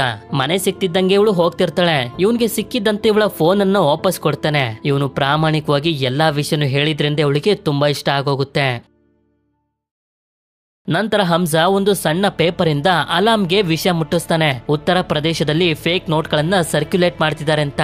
ಈ ವಿಷಯನ ಅಲಾಮ್ ಅಜಯ್ ಸನ್ಯಾಲ್ಗೆ ಮುಟ್ಟಿಸ್ತಾನೆ. ಅಂದ್ರೆ ಇಲ್ಲಿ ಹಮ್ಜಾ, ಅಲಾಮ್ ಹಾಗೆ ಅಜಯ್ ಸನ್ಯಾಲ್ಗೆ ಏನೋ ಒಂದು ಕನೆಕ್ಷನ್ ಇದೆ. ಇಲ್ಲಿ ಅಜಯ್ ಸನ್ಯಾಲ್ ಮತ್ತೆ ಸುಶಾಂತ್ ಕಂತೂ ಅರ್ಥನೇ ಆಗ್ತಿರೋದಿಲ್ಲ. ಪಾಕಿಸ್ತಾನದವ್ರಿಗೆ ನಮ್ಮ ನೋಟ್ ಗಳ ಪ್ರಿಂಟಿಂಗ್ ಪ್ಲೇಟ್ಸ್ ಗಳು ಹೇಗ್ ಸಿಕ್ತು ಅಂತ. ಪ್ರಿಂಟಿಂಗ್ ಪ್ಲೇಟ್ಸ್ ಗಳು ಅಂತಂದ್ರೆ ನೋಟ್ ಗಳನ್ನ ಪ್ರಿಂಟ್ ಮಾಡೋದಕ್ಕೆ ಡಿಸೈನ್ ಬರುತ್ತಲ್ಲ, ಆ ಡಿಸೈನ್ ಆ ಪ್ರಿಂಟಿಂಗ್ ಪ್ಲೇಟ್ಸ್ ಗಳಲ್ಲೇ ಇರುತ್ತೆ. ಇದರಿಂದ ಅವರಿಗೆ ಒಂದು ವಿಷಯ ಮಾತ್ರ ಕನ್ಫರ್ಮ್ ಆಗೋಗುತ್ತೆ, ನಮ್ಮ ದೇಶದ ಪ್ರಿಂಟಿಂಗ್ ಪ್ಲೇಟ್ಸ್ ಗಳು ಪಾಕಿಸ್ತಾನಕ್ಕೆ ಹೋಗಿ ಸೇರೋದಕ್ಕೆ ನಮ್ಮ ಇಂಡಿಯಾದವರೇ ಯಾರೋ ಸಹಾಯ ಮಾಡಿದ್ದಾರೆ, ಇಲ್ಲಾಂದ್ರೆ ಇದು ಸಾಧ್ಯನೇ ಇಲ್ಲ ಅಂತ. ನಂತರ ರೆಹಮಾನ್ ಆಗ್ಲೇ ಮೀಟ್ ಮಾಡದಂತ ಜಾವೇದ್ ನ ನೋಡೋದಕ್ಕೆ ಅಂತ ಬಂದಿರ್ತಾನೆ. ಇಲ್ಲಿ ನೋಡಿದ್ರೆ ಇಂಡಿಯಾದ 500,000 ನೋಟ್ ಗಳನ್ನ ತುಂಬಾ ದೊಡ್ಡ ಮಟ್ಟದಲ್ಲಿ ಫೇಕ್ ಪ್ರಿಂಟಿಂಗ್ ಅನ್ನ ಮಾಡ್ತಿರ್ತಾರೆ. ಆದ್ರೆ ಇವರು ಇಲ್ಲಿಗೆ ಬಂದಿರುವಂತ ವಿಷಯನೇ ಬೇರೆ. ಆಗ ಪಾಕಿಸ್ತಾನ್ ಗವರ್ನಮೆಂಟ್ ಗೆ ಸೇರಿರುವಂತ ISI ಗ್ರೂಪ್ ನ ಲೀಡರ್ ಆಗಿರುವಂತ ಮೇಜರ್ ಇಕ್ಬಾಲ್ ರೆಹಮಾನ್ಗೆ ಹೇಳ್ತಾ ಹೋಗ್ತಾನೆ, ನಮ್ಗೆ ತುಂಬಾ ಗನ್ಗಳು ಬೇಕು, ಆದ್ರೆ ಆ ಗನ್ಗಳು ನಮ್ಮ ದೇಶದ ಅಂತ ಗೊತ್ತಾಗಬಾರ್ದು, ಬೇರೆ ದೇಶಗಳ ಹೆಸರು ಇರಬೇಕು. ಆತರ ಗನ್ಗಳನ್ನ ಬಲೂಚಿಸ್ತಾನದಲ್ಲಿ ರೆಡಿ ಮಾಡ್ತಿದ್ದಾರೆ. ಅವರಿಂದ ಹೇಗಾದ್ರೂ ಮಾಡಿ ಗನ್ಗಳನ್ನ ನೀವು ನಮ್ಗೆ ಈಸ್ಕೊಡ್ಬೇಕು ಅಂತ. ಇಲ್ಲಿ ಪ್ರಾಬ್ಲಮ್ ಏನು ಅಂತಂದ್ರೆ ಬಲೂಚಿಸ್ತಾನದಲ್ಲಿ ಇರುವಂತ ಜನರೆಲ್ಲರೂ ಬಲೋಚ್ ಜನಾಂಗಕ್ಕೆ ಸೇರಿದವರು. ಅವರು ಸ್ವತಂತ್ರಕ್ಕೋಸ್ಕರ ISI ಗ್ರೂಪ್ ನ ವಿರುದ್ಧ ಯುದ್ಧ ಮಾಡ್ತಿದ್ದಾರೆ. ಆದ್ರಿಂದ ಅವರು ISI ಅವರಿಗೆ ಗನ್ಗಳನ್ನ ಕೊಡೋದಿಲ್ಲ. ಆದ್ರೆ ಬಲೂಚಿಸ್ತಾನದ ಜನರೆಲ್ಲರೂ ರೆಹಮಾನ್ ಡಕೇತ್ ನ ತುಂಬಾನೇ ನಂಬ್ತಾರೆ. ಅವ್ನ್ ಕೇಳಿದ್ರೆ ಗನ್ ಅನ್ನ ಕೊಟ್ಟೆ ಕೊಡ್ತಾರೆ ಅಂತ. ಇಲ್ಲಿ ಮೇಜರ್ ಇಕ್ಬಾಲೆ ಒಂದು ಇಂಪಾರ್ಟೆಂಟ್ ಆಗಿರುವಂತ ವಿಷಯನ ರಿವೀಲ್ ಮಾಡ್ತಾನೆ. ಅಕ್ಟೋಬರ್ 3ನೇ ತಾರೀಕಿಗೆ ಇಂಡಿಯಾದಲ್ಲಿ ನಮ್ಮ ಕಡೆಯ ಜನರು ಅಟ್ಯಾಕ್ ಮಾಡೋದಕ್ಕೆ ಹೋಗ್ತಿದ್ದಾರೆ. ಆ ಸಮಯದಲ್ಲಿ ಬಳಸೋದಕ್ಕೆ ಗನ್ಗಳು ಬೇಕು ಅಂತ. ಈ ಕೆಲಸ ನೀವು ಮಾಡ್ಕೊಟ್ರೆ PAP ಪಾರ್ಟಿಲಿ ಒಂದು ದೊಡ್ಡ ಪೊಸಿಷನ್ ನಿಮ್ಗೆ ಕೊಡಿಸ್ತೀನಿ ಅಂತ ಹೇಳ್ತಿದ್ದಂಗೆನೆ ರೆಹಮಾನ್ ಕೂಡ ಈ ಕೆಲಸಕ್ಕೆ ಸರಿ ಅಂತ ಒಪ್ಕೊಬಿಡ್ತಾನೆ. ಆದ್ರೆ ಅವರೆಲ್ಲರೂ ಹೋದ್ಮೇಲೆ ಜಾವೇದ್ ಜಮೀಲ್ಗೆ ಕಾಲ್ ಮಾಡಿ ಹೇಳ್ತಾನೆ, ರೆಹಮಾನ್ ಡಕೇತ್ ನಿನ್ನ ವಿರುದ್ಧನೇ ಎಲೆಕ್ಷನ್ ಗೆ ನಿಂತ್ಕೊಳ್ಳೋದಕ್ಕೆ ನೋಡ್ತಿದ್ದಾನೆ ಅಂತ. ಮುಂದಿನ ಸೀನ್ ನಲ್ಲಿ ನಮ್ಗೆ SP ಚೌಧರಿ ಅಸ್ಲಾಂ ಅನ್ನೋ ಒಬ್ಬ ಪೊಲೀಸ್ ಆಫೀಸರ್ ನ ತೋರಿಸ್ತಾರೆ. ಇವನು 3 ಕ್ರಿಮಿನಲ್ಸ್ ನ ಹಿಡಿದು ಹಿಡಿದು ತುಂಬಾ ಭಯಂಕರವಾಗಿ ಸಾಯಿಸ್ಬಿಡ್ತಾನೆ. ಒಂದ್ ರೀತಿ ಹೇಳ್ಬೇಕು ಅಂತಂದ್ರೆ ಪೊಲೀಸ್ ಹೆಸರಲ್ಲಿ ಇರುವಂತ ಒಬ್ಬ ರೌಡಿ ಇವನು. ಅದೇ ಸಮಯಕ್ಕೆ ಜಮೀಲ್ ಇವನಿಗೆ ಕಾಲ್ ಮಾಡಿ ಯಾರಿಗೆ ನೀನು ಬರ್ಬೇಕು ಅಂತಾನೆ. ಯಾಕೆ ಅಂತಂದ್ರೆ ಒಂದು ಕಾಲದಲ್ಲಿ ಚೌಧರಿ ಹಾಗೆ ರೆಹಮಾನ್ ಡಕೈತ್ ನ ಮಧ್ಯೆ ಒಂದು ದೊಡ್ಡ ದುಶ್ಮನಿನೇ ಇತ್ತು. ಅದಕ್ಕೆ ಅವನನ್ನ ಸಾಯಿಸೋದಕ್ಕೆ ಚೌಧರಿನ ಜಮೀಲ್ ಕರೆಸ್ತಿರೋದು. ಆದ್ರೆ ಈ ಕಡೆ ಮನೆಗ್ ಬಂದಾಗ ಹಮ್ಜಾ ರೆಹಮಾನ್ಗೆ ಹೇಳ್ತಿರ್ತಾನೆ, ನಮ್ಮ ಬಲೋಚ್ ಜನಾಂಗದ ಜನರೆಲ್ಲರೂ ISI ವಿರುದ್ಧ ಯುದ್ಧ ಮಾಡ್ತಿದ್ದಾರೆ ಸ್ವತಂತ್ರಕ್ಕೋಸ್ಕರ. ಆದ್ರೆ ನಾವು ISI ಅವರ ಜೊತೆನೆ ಕೈ ಜೋಡಿಸೋದು ಇಷ್ಟು ಸರಿ ಅಂತ. ಇಲ್ಲಿ ರೆಹಮಾನ್ಗೆ ಎಷ್ಟು ದುರಾಸೆ ಬಂದ್ಬಿಟ್ಟಿರುತ್ತೆ ಅಂತಂದ್ರೆ ನನಗೆ ಇದನ್ನೆಲ್ಲ ಹೇಳ್ಕೊಡ್ತಿ ಅಂತ ಹೊಡೆಯೋದಕ್ಕೆ ಬರ್ತಿರ್ತಾನೆ. ಉಸೈರ್ ಅವನನ್ನ ತಡಿತಾನೆ. ಮೇಜರ್ ಇಕ್ಬಾಲ್ ಹೇಳಿದ್ನಲ್ಲ, ಅಕ್ಟೋಬರ್ 3ನೇ ತಾರೀಕುಗೆ ಇಂಡಿಯಾ ಮೇಲೆ ಅಟ್ಯಾಕ್ ಮಾಡೋದಕ್ಕೆ ಹೋಗ್ತಿದೀವಿ ಅಂತ. ಇದರಿಂದ ಅಲಾಮ್ ಹಾಗೆ ಹಮ್ಜಾ ಇಬ್ರು ಸೇರಿ ಕಂಡಿಡ್ದ್ ಬಿಡ್ತಾರೆ. ಅವರು ಅಟ್ಯಾಕ್ ಮಾಡ್ತಿರೋದು ಇಂಡಿಯಾದ ಗುಜರಾತ್ ಮೇಲೆ ಅಂತ. ಈ ಕಡೆ ಇಂಡಿಯಾದ ಇಂಟೆಲಿಜೆನ್ಸ್ ಆಫೀಸ್ ನಲ್ಲಿ ನೋಡಿದ್ರೆ ಪಾಕಿಸ್ತಾನದಲ್ಲಿರುವಂತ ನಮ್ಮ ಇಂಡಿಯಾದ ತುಂಬಾ ಜನರು ಒಂದೇ ಸಲ ಕಾಲ್ ಮಾಡಿ ಹೇಳ್ತಿರ್ತಾರೆ ಅಕ್ಟೋಬರ್ 3ನೇ ತಾರೀಕುಗೆ ಇಂಡಿಯಾ ಮೇಲೆ ಅಟ್ಯಾಕ್ ಆಗ್ತಿದೆ ಅಂತ. ಆದ್ರೆ ಪ್ರತಿಯೊಬ್ರು ಕೂಡ ಬೇರೆ ಬೇರೆ ಲೊಕೇಶನ್ ಹೇಳ್ತಿರ್ತಾರೆ. ಒಬ್ರು ಗುಜರಾತ್ ಅಂದ್ರೆ ಇನ್ನೊಬ್ರು ಡೆಲ್ಲಿ ಅಂತಿರ್ತಾರೆ. ಇದರಿಂದ ಎಲ್ಲರಿಗೂ ಕನ್ಫ್ಯೂಸ್ ಆಗಿರುತ್ತೆ ನಿಜವಾಗ್ಲೂ ಯಾವ ಜಾಗದ ಮೇಲೆ ಅಟ್ಯಾಕ್ ಆಗ್ತಿದೆ ಅಂತ. ಮುಂದಿನ ಸೀನ್ ನಲ್ಲಿ ರೆಹಮಾನ್ ಡಕೈತ್ ಬಲೋಚಿಸ್ತಾನ್ಗೆ ಬಂದು ತಲುಪ್ತಾನೆ. ಇಲ್ಲಿರುವಂತ ಜನರಿಗೆ ರೆಹಮಾನ್ ಡಕೈತ್ ಅಂದ್ರೆ ತುಂಬಾನೇ ಇಷ್ಟ. ಆದ್ರಿಂದ ಅದ್ಭುತವಾಗಿ ಸ್ವಾಗತನ ಮಾಡ್ತಾರೆ. ಹಾಗೆ ನಮ್ಗೆ ತುಂಬಾ ಗನ್ಗಳು ಬೇಕು ಅಂತ ಈಸ್ಕೊಳ್ತಾನೆ ಕೂಡ. ಆದ್ರೆ ಗನ್ಗಳನ್ನ ನಾವು ISIಗೆ ಕೊಡ್ತಿದೀವಿ ಅಂತ ಮಾತ್ರ ಹೇಳೋದಿಲ್ಲ. ಗನ್ ಎಲ್ಲ ಸಿಕ್ಕಿದ್ಮೇಲೆ ಅವನಿಗೆ ತುಂಬಾನೇ ಸಂತೋಷ ಆಗ್ತಿರುತ್ತೆ. ನಂತರ ಚೌಧರಿ ಅಸ್ಲಾಂ ಜಮೀಲ್ ನ ಮನೆಗೆ ಬಂದಾಗ ಜಮೀಲ್ ಹೇಳ್ತಿರ್ತಾನೆ, ಇನ್ಮೇಲ್ದ ನೀನು ಲ್ಯಾರಿ ಟೌನ್ ನಲ್ಲಿ ಪೊಲೀಸ್ ಆಫೀಸರ್ ಆಗಿ ರೆಹಮಾನ್ ಡಕೈತ್ ನ ಸಾಯಿಸ್ಬೇಕು ಅಂತ. ಆದ್ರೆ ಚೌಧರಿಗೆ ಮಾತ್ರ ಇವನ್ ಮೇಲೆ ನಂಬಿಕೆ ಬರ್ತಿರೋದಿಲ್ಲ. ಯಾಕೆಂತಂದ್ರೆ ತುಂಬಾ ವರ್ಷಗಳ ಹಿಂದೆ ಇವನು ಇದೇ ಟೌನ್ ನಲ್ಲಿ ಪೊಲೀಸ್ ಆಗಿದ್ದ. ಆಗ ರೆಹಮಾನ್ ಡಕೈತ್ ನ ಎನ್ಕೌಂಟರ್ ಮಾಡುವಂತ ಚಾನ್ಸ್ ಕೂಡ ಸಿಕ್ಕಿತ್ತು. ಆದ್ರೆ ಆ ಸಮಯದಲ್ಲಿ ಜಮೀಲ್ ರೆಹಮಾನ್ ನ ಜೊತೆ ಸೇರ್ಕೊಂಡು ಎನ್ಕೌಂಟರ್ ಅನ್ನ ಸ್ಟಾಪ್ ಮಾಡಿಸಿದ್ದ. ಅದಕ್ಕೆ ಇವನು ಹೇಳ್ತಿರ್ತಾನೆ, ನಾನು ಈ ಜಾಗದಲ್ಲಿ ಪೊಲೀಸ್ ಆಫೀಸರ್ ಆಗಿದ್ದು ರೆಹಮಾನ್ ನ ಸಾಯಿಸ್ಬೇಕು ಅಂತಂದ್ರೆ ನನಗೆ ಯಾರು ಕೂಡ ಆರ್ಡರ್ ಕೊಡಬಾರ್ದು, ನನಗೆ ಹೇಗ್ ಬೇಕೋ ಹಾಗೆ ಕೆಲಸ ಮಾಡ್ತೀನಿ ಅಂತ. ಜಮೀಲ್ ಕೂಡ ಇದಕ್ಕೆ ಸರಿ ಅಂತ ಒಪ್ಕೊಳ್ತಾನೆ. ಆದ್ರೆ ಈ ಕಡೆ ನೋಡಿದ್ರೆ ಜಮೀಲ್ ನ ಮಗಳು ಎಲಿನಾ ಹಾಗೆ ಹಮ್ಜಾ ಮಧ್ಯೆ ಪ್ರೀತಿ ಶುರು ಆಗೋಗಿರುತ್ತೆ. ಇದರಿಂದ ಒಟ್ಟಿಗೆ ತುಂಬಾ ಟೈಮ್ ಅನ್ನ ಸ್ಪೆಂಡ್ ಮಾಡ್ತಿರ್ತಾರೆ. ಅದೇ ರೀತಿ ಚೌಧರಿ ಕೂಡ ಲ್ಯಾರಿ ಟೌನ್ ಗೆ ಟ್ರಾನ್ಸ್ಫರ್ ಆಗಿ ರೆಹಮಾನ್ ಡಕೈತ್ ನ ಬೇಟೆ ಆಡೋದಕ್ಕೆ ಅಂತ ಒಂದು ಸ್ಟ್ರಾಂಗ್ ಆಗಿರುವಂತ ಟೀಮ್ ಅನ್ನ ರೆಡಿ ಮಾಡ್ಕೊಳ್ತಿರ್ತಾನೆ. ನಂತರ ಜಮೀಲ್ ನ ಫ್ಯಾಮಿಲಿ ಒಂದು ಹಬ್ಬಕ್ಕೆ ಅಂತ ರೆಹಮಾನ್ ನ ಮನೆಗೆ ಬಂದಿರ್ತಾರೆ. ಈ ಸಮಯದಲ್ಲಿ ಎಲಿನಾ ಹಾಗೆ ಹಮ್ಜಾ ಕದ್ದು ಮುಚ್ಚಿ ಮಾತಾಡ್ತಿರ್ತಾರೆ. ಹಾಗೆ ಒಂದು ದಿನ ಎಲಿನಾನ ಕರ್ಕೊಂಡ್ ಬಂದು ಅಲಾಮ್ಗೂ ಕೂಡ ಮೀಟ್ ಮಾಡಿಸ್ತಾನೆ. ಆದ್ರೆ ಇವಳು ಪೇಪರ್ ನಲ್ಲಿರುವಂತ ಚೌಧರಿನ ನೋಡಿ ಈ ವ್ಯಕ್ತಿ ನನ್ನ ತಂದೆನ ಮೀಟ್ ಮಾಡೋದಕ್ಕೆ ಆಗಾಗ ಮನೆಗ್ ಬರ್ತಿರ್ತಾರೆ ಅಂತ ಹೇಳ್ತಾಳೆ. ಅದಕ್ಕೆ ಹಮ್ಜಾ ಕೂಡ ಈ ಚೌಧರಿಯಿಂದ ನಮ್ಗೆ ಅಪಾಯ ಇದೆ, ಅವ್ರ ಮೇಲೆ ಕಣ್ಣಿಟ್ಟಿರು ಅಂತ ಹೇಳ್ತಾನೆ. ಈ ಕಡೆ ಅಜಯ್ ಹಾಗೆ ಸುಶಾಂತ್ ಅವರಿಗೆ ಡೂಪ್ಲಿಕೇಟ್ ನೋಟ್ ಗಳ ಕೇಸ್ ನ ಬಗ್ಗೆ ಗೊತ್ತಾಗೋಗಿರುತ್ತೆ. ಆಕ್ಚುಲಿ ನಮ್ಮ ದೇಶದ ಪ್ರಿಂಟಿಂಗ್ ಪ್ಲೇಟ್ಸ್ ಗಳನ್ನ ತಯಾರು ಮಾಡೋದು ಇಂಗ್ಲೆಂಡ್ ದೇಶದ ಲಜರರ್ಸ್ ಡ್ಯೂ ಅನ್ನೋ ಒಂದು ಕಂಪನಿ. ನಮ್ಮ ದೇಶದ ಒಬ್ರು ಮಿನಿಸ್ಟರ್ ಅದೇ ತರದ ಪ್ರಿಂಟಿಂಗ್ ಪ್ಲೇಟ್ಸ್ ಗಳನ್ನ ಡೂಪ್ಲಿಕೇಟ್ ಮಾಡಿಸ್ಕೊಂಡು ಪಾಕಿಸ್ತಾನದ ಇಕ್ಬಾಲ್ ಹಾಗೆ ಜಾವೇದ್ಗೆ ಮಾರಿದಾರೆ ಅಂತ ಹೇಳ್ತಿರ್ಬೇಕಾದ್ರೆ ಮೊದಲನೇ ಸಲ ನಮ್ಗೆ ಆ ಪ್ರಿಂಟಿಂಗ್ ಪ್ಲೇಟ್ಸ್ ಗಳನ್ನ ತೋರಿಸ್ತಾರೆ. ಇಲ್ಲಿ ಆ ಮಿನಿಸ್ಟರ್ ಪ್ರಿಂಟಿಂಗ್ ಪ್ಲೇಟ್ಸ್ ಗಳನ್ನ ಮಾರಿರೋದ್ರಿಂದ ಅವನಿಗೆ ತುಂಬಾ ದುಡ್ಡು ಕೂಡ ಸಿಕ್ಕಿರುತ್ತೆ. ಈ ವಿಷಯ ಅವ್ರಿಗೆ ಗೊತ್ತಿದ್ರು ಕೂಡ ಇವ್ರ ಕೈಲಿ ಏನು ಮಾಡೋದಕ್ಕಾಗೋದಿಲ್ಲ. ಯಾಕೆ ಅಂತಂದ್ರೆ ಆ ಮಿನಿಸ್ಟರ್ ಅಷ್ಟೊಂದು ಪವರ್ಫುಲ್ ಆಗಿರ್ತಾನೆ. ನಂತರ ಗನ್ಗಳನ್ನ ಇಕ್ಬಾಲ್ಗೆ ಡೆಲಿವರ್ ಮಾಡೋದಕ್ಕೆ ರೆಡಿ ಮಾಡ್ಕೊಳ್ತಿರ್ಬೇಕಾದ್ರೆ ರೆಹಮಾನ್ ನ ಎರಡನೇ ಮಗನಿಗೆ ಏನೋ ಆಗೋಗಿದೆ ಅಂತ ಹಾಸ್ಪಿಟಲ್ಗೆ ಕರ್ಕೊಂಡು ಹೋಗ್ತಾರೆ. ಇದನ್ನ ಮನೆ ಕೆಲಸದವನು ಯಾರಿಗೂ ಹೇಳ್ತಿರೋದನ್ನ ಹಮ್ಜಾ ನೋಡ್ಬಿಡ್ತಾನೆ. ನಂತರ ಉಜೈರ್ ಮತ್ತೆ ಹಮ್ಜಾ ಗನ್ಗಳನ್ನ ತಗೊಂಡು ಇಕ್ಬಾಲ್ ಹತ್ರ ಬರ್ತಾರೆ ಅವನಿಗೆ ಕೊಡೋದಕ್ಕೆ ಅಂತ. ಆಗ ಇಕ್ಬಾಲ್ ಒಂದಷ್ಟು ಸಣ್ಣ ಸಣ್ಣ ಹುಡುಗರನ್ನ ಕರೆಸ್ತಾನೆ ಗನ್ಗಳನ್ನ ಕೊಡೋದಕ್ಕೆ ಅಂತ. ಗನ್ ಕೊಡ್ತಿದ್ದಂಗೆನೆ ಗನ್ನ ಬದಲಾಗಿ ತುಂಬಾ ದುಡ್ಡು ಕೂಡ ಇವರಿಗೆ ಸಿಗುತ್ತೆ. ಈ ಕಡೆ ರೆಹಮಾನ್ ಕಾರ್ ನಲ್ಲಿ ಹೋಗ್ತಿರ್ಬೇಕಾದ್ರೆ ಕಾರ್ ನ ಮೇಲೆ ಯಾರೋ ಅಟ್ಯಾಕ್ ಮಾಡ್ತಾರೆ. ನೋಡಿದ್ರೆ SP ಚೌಧರಿ ಅಸ್ಲಾಂ ಎಲ್ಲಾ ತಯಾರಿನೂ ಮಾಡ್ಕೊಂಡು ಬಂದಿರ್ತಾನೆ ರೆಹಮಾನ್ ನ ಅರೆಸ್ಟ್ ಮಾಡೋದಕ್ಕೆ ಅಂತ. ಅಷ್ಟೇ ಅಲ್ಲದೆ ಈ ಕಡೆ ಹಮ್ಜಾಗೆ ಗೊತ್ತಾಗೋಗಿರುತ್ತೆ ಅಕ್ಟೋಬರ್ 3ಕ್ಕೆ ಇಂಡಿಯಾ ಮೇಲೆ ಅಟ್ಯಾಕ್ ಮಾಡೋದಕ್ಕೆ ಹೋಗ್ತಿದ್ರಲ್ಲ, ಆ ಅಟ್ಯಾಕ್ ಅನ್ನ ಇಕ್ಬಾಲ್ ನ ಟೀಮ್ ನವರು ಮಾಡ್ತಿಲ್ಲ. ಯಾಕೆ ಅಂತಂದ್ರೆ ಆ ಅಟ್ಯಾಕ್ ನ ಬಗ್ಗೆ ಇಂಡಿಯಾದವ್ರಿಗೆ ಗೊತ್ತಾಗೋಗಿದೆ ಅಂತ. ಈ ಕಡೆ ರೆಹಮಾನ್ ಇವನ ಹೆಂಡತಿಗೆ ಮಗುನ ಕರ್ಕೊಂಡು ಹಾಸ್ಪಿಟಲ್ಗೆ ಹೋಗು ಅಂತ ಹೇಳಿ ಇವನ ಹೆಂಡತಿ ಮಗುಗೆ ಯಾವುದೇ ತರದ ಅಪಾಯ ಆಗ್ಬಾರ್ದು ಅಂತ ಚೌಧರಿಗೆ ಬಂದು ಸರೆಂಡರ್ ಆಗೋಗ್ತಾನೆ. ಹಾಗೆ ಈ ಕಡೆ ಇಕ್ಬಾಲ್ ನಮ್ಗೆ ಇಂಡಿಯಾದ ಒಬ್ಬ ಸ್ಪೈ ಸಿಗಾಕೊಂಡಿದ್ದಾನೆ ಅಂತ ಕರ್ಕೊಂಡು ಬಂದು ಹಮ್ಜಾಗೆ ತೋರಿಸ್ತಾನೆ. ಈ ಇಂಡಿಯನ್ ಸ್ಪೈಗೆ ತುಂಬಾ ಕ್ರೂರವಾಗಿ ಹಿಂಸೆ ಕೊಡ್ತಿರ್ತಾರೆ. ಆಕ್ಚುಲಿ ಇಂಡಿಯನ್ ಸ್ಪೈ ಅಂದ್ರೆ ಬೇರೆ ಏನು ಅಲ್ಲ, ನಮ್ಮ ಇಂಡಿಯಾಗೆ ಸೇರಿರುವಂತ ವ್ಯಕ್ತಿ ಪಾಕಿಸ್ತಾನ್ಗೆ ಬಂದು ಪಾಕಿಸ್ತಾನದ ಒಂಥರನೇ ಬದುಕ್ತಿರ್ತಾನೆ.